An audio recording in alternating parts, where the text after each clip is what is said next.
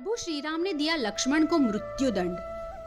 श्री राम लंका विजय करके अयोध्या लौटे और अयोध्या के राजा बन गए। एक दिन यम देवता कोई महत्वपूर्ण चर्चा करने श्री राम के पास आए। चर्चा प्रारंभ करने से पूर्व उन्होंने प्रभु से वचन मांगा कि जब तक मेरे और आपके बीच वार्तालाप चले तब तक हमारे बीच कोई नहीं आएगा और जो भी आएगा उसको आपको मृत्युदंड देना पड़ेगा। भगवान राम ने यम को यह वचन दिया।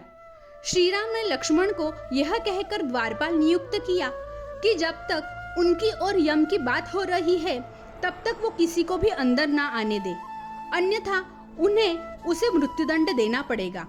लक्ष्मण को द्वारपाल बने कुछ ही समय बीता और वहां पे ऋषि दुर्वासा का आगमन हुआ। जब ऋषि ने लक्ष्मण से अपने आगमन के बारे में राम को जानकारी देने के लिए कहा तो लक्ष्मण ने बड़ी ही विनम्रता से उनको मना कर दिया।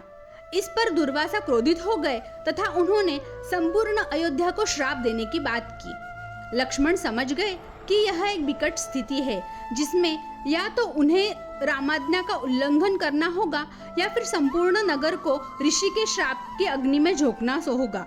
लक्ष्मण ने शीघ्र ही यह निश्चय कर लिया कि उनको स्वयं का बलिदान देना होगा ताकि वो अयोध्या वासियों को श्राप से बचा सके।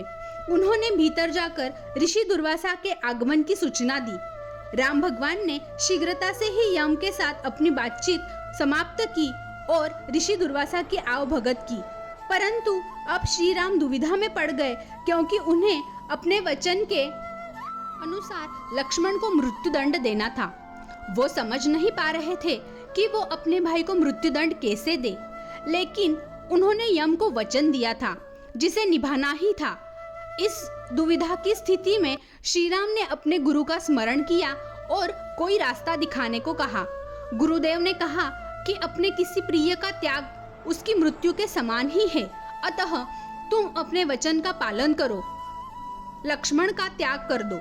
लेकिन जैसे ही लक्ष्मण ने यह सुना तो उन्होंने राम से कहा कि आप भूलकर भी मेरा त्याग नहीं करेंगे।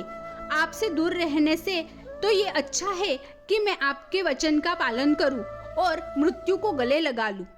ऐसा कहकर लक्ष्मण ने सरयू नदी में जल समाधि ले ली। चलिए साथियों, अपने इस प्यारे से सफर को फटाफट लाइक, शेयर और सब्सक्राइब कीजिए। Thank you.